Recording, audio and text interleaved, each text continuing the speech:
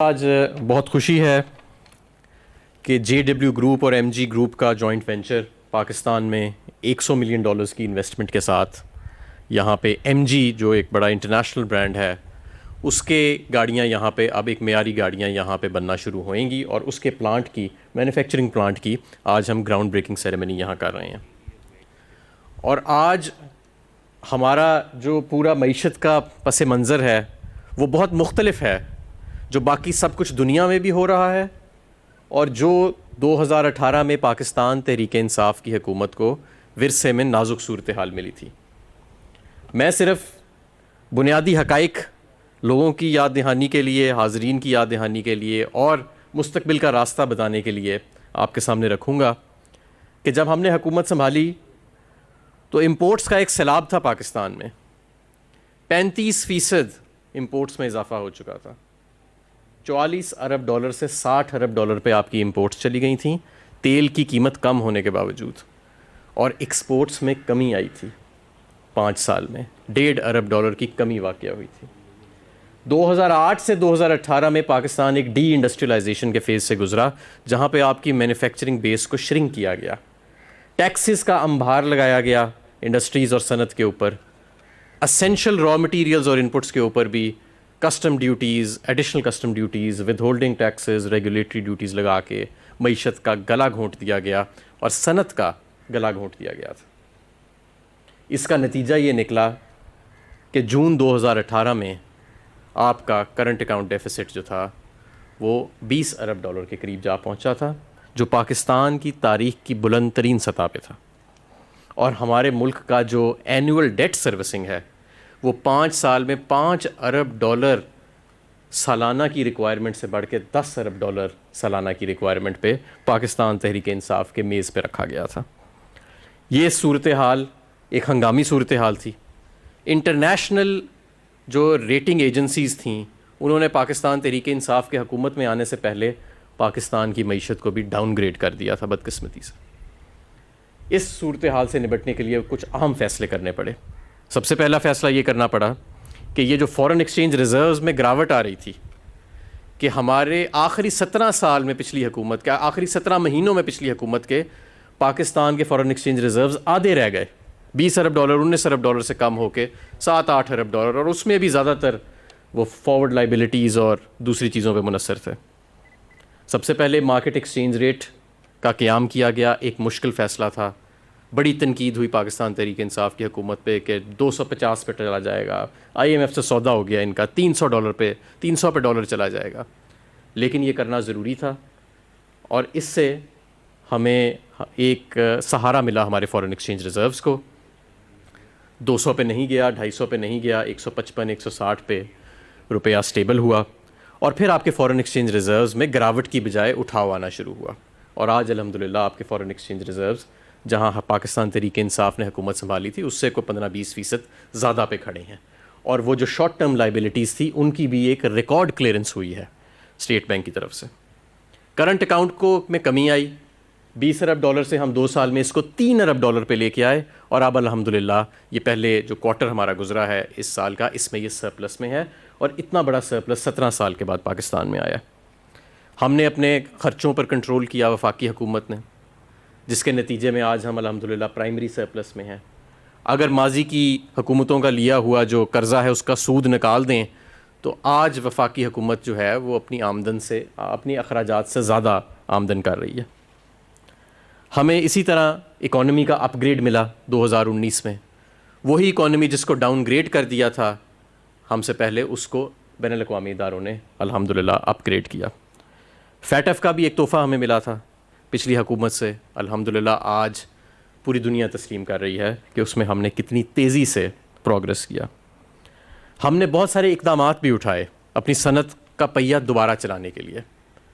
یہ جو انپٹس کے اوپر ٹیکسز لگائے گئے تھے جن کا میں نے ذکر کیا، ان انپٹس کے اوپر ٹیکسز کو ختم کیا گیا اور ہزاروں آئٹمس پہ آج 0% ٹیکس امپورٹ سٹیج پہ ہے. ریفنڈز، پچھلی حکومتوں کے ریفنڈز بھی ہم نے کلیئر کیے. DLTL ایک اسکیم نکالی تھی ایکسپورٹس بڑھانے کے لیے، اسکیم نکال کے چلے گئے، پیسے نہیں دیے. ہم نے اس کے پیسے اربوں روپے کلیئر کیے. ماضی کے ایکسپورٹرز کے ریفنڈز انکم ٹیکس اور سیلز ٹیکس کے جو نہیں ادا کیے گئے تھے پاکستان تحریک انصاف اور عمران خان کی حکومت نے وہ ادا کیے. اس سال بھی ریفنڈز میں 100% اضافہ ہے پچھلے سال کی بنسبت. As of doing business index 2013 سے 2018 میں ہم کو 38-40 پوائنٹس کے قریب ہم نے لوز کر دیا. پاکستان تحریک انصاف کی حکومت میں ایک سال میں ہم نے تقریباً 28 پوائنٹس کا ریورسل کیا, اور انشاءاللہ تعالیٰ جب اگلی ریٹنگ آئے گی تو ہم مزید اس میں بہتری لے کے آئیں گے. اس ساری صورتحال یہ جب ہم اس میں چل رہے تھے تو ہم پہ باقی ساری دنیا کی طرح کووڈ کی وبا کا چیلنج بھی آیا. بہت بڑا چیلنج تھا یہ, اور ساری دنیا ابھی تک اس کی جو دوسری ویو ہے اس سے نبٹ رہی ہے. اور وزیر اعظم صاحب میرا خیال ہے دنیا کے وہ واحد لیڈر تھے ایسٹرن ورلڈ کے جنہوں نے کہا تھا کہ ہم سمارٹ لاک ڈاؤنس کی طرف جائیں گے, ہم اپنی معیشت کا پہیہ نہیں بند کریں گے, بیماری سے زیادہ ہم مزدور کو بھوک سے نہیں مرنے دیں گے. اور ریکارڈ پیکیجز نکالے گئے. جو فلاح کے لیے پیکیجز تھے ہمارے احساس پروگرام کے ذریعے وہ تو علیحدہ تھے. 200 ارب روپیہ ہم نے 1.60 کروڑ گھرانوں میں دیا, وہ علیحدہ تھا. لیکن جو ہم نے معیشت کے لیے کیا, سب سے پہلے چھوٹے کاروبار کی ہم نے کو ترجیح دی, اور 3 ماہ کے بل ان کے ادا کیے بجلی کے کھلنے کے بعد, کہ جب وہ کھلے اور انہوں نے اپنا دوبارہ کاروبار کا سلسلہ چلایا تو پہلے 3 ماہ جو تھے اس کے بل حکومت پاکستان نے ادا کیے. 30 لاکھ کاروباروں کے 30 لاکھ کاروبار. صنعت کے اربوں کے حساب سے لونز کو ریسکیڈول کیا گیا. لاکھوں کاروباروں نے اس سے بھی فائدہ اٹھایا, کہ جس کو ہم نے لون ڈیفرمنٹ کی. اسٹیٹ بینک کی مدد کے ساتھ ایک ٹرف فیسلٹی نکالی گئی, جس کا مطلب یہ تھا کہ اگر آپ اپنی صنعت کی پیداوار بڑھانا چاہتے ہیں, اس میں ماڈرنائزیشن کرنا چاہتے ہیں, اس میں ایکسپینشن کرنا چاہتے ہیں, تو آپ کو 5% کے اوپر انٹرسٹ ریٹ ملے گا میکسیمم. اور میں جانتا ہوں کہ کچھ ایسے بھی ادارے ہیں جن کو 2-2, 3-3% کے اوپر بینکس جو ہیں وہ یہ فیسلٹی دے رہے ہیں. اور صنعت جو ہے وہ پہلی مرتبہ پاکستان میں اتنی تیزی کے ساتھ اس پروجیکٹ کے اس اسکیم کا فائدہ اٹھا رہی ہے, جس سے صنعت بڑھ رہی ہے. اب ہم صرف کیپیسٹی یوٹیلائزیشن کی بات نہیں کر رہے, اب ہم پیداوار بڑھانے کی بات کر رہے ہیں, جس سے ملک کی دولت بڑھے گی. اسی دوران ہم نے ایک موبائل مینوفیکچرنگ پالیسی نکالی, الیکٹرک وہیکل پالیسی 2 حصوں میں نکالی جس کا بھی آفریدی صاحب نے ذکر کیا.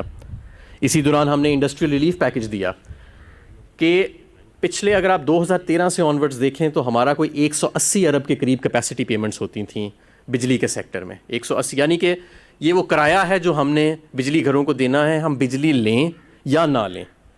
یہ 2018 میں بڑھ کے 450 ارب ہو چکا تھا, اور 2013 سے 2018 میں جو سودے ہوئے ان کی بنیاد پر یہ 2023 میں 1500 ارب پہ ہوئے گا. تو آپ اندازہ کریں کہ یہ جو ظلم ہوا اس کے ہم نے اپنی صنعت کو اب اور لوگوں کو کیسے بچانا تھا. اسے ہم نے ایسے بچانا تھا کہ ہم نے ایک انڈسٹریل ریلیف پیکج دیا کہ جو اضافی بجلی وہ استعمال کریں گے اس پہ ہم نے 12.5 روپے اور 8 روپے کا ہم نے ٹیرف مقرر کیا. یہ بھی ہم نے کووڈ کے دوران کیا. ان ساری چیزوں کا بہت اچھا ہمیں نتیجہ نظر آیا. ہمارے ہمسایہ ممالک کی معیشت آپ دیکھیں 10 سے 15% سکڑ رہی ہے.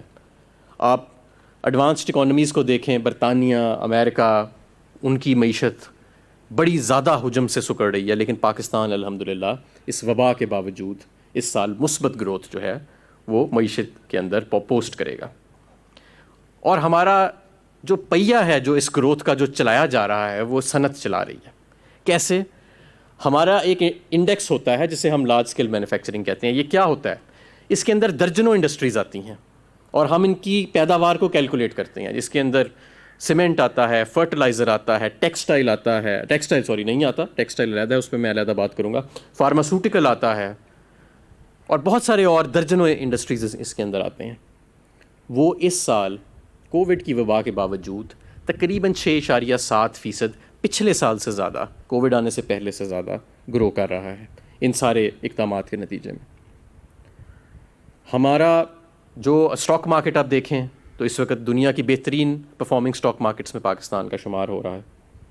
کارپوریٹ ارننگز جو ہماری بڑی کمپنیاں جو اسٹاک مارکیٹ میں اپنے کھاتے دکھاتی ہیں وہ 38% اپنی آمدن میں اضافہ شو کر رہی ہیں اوسطاً.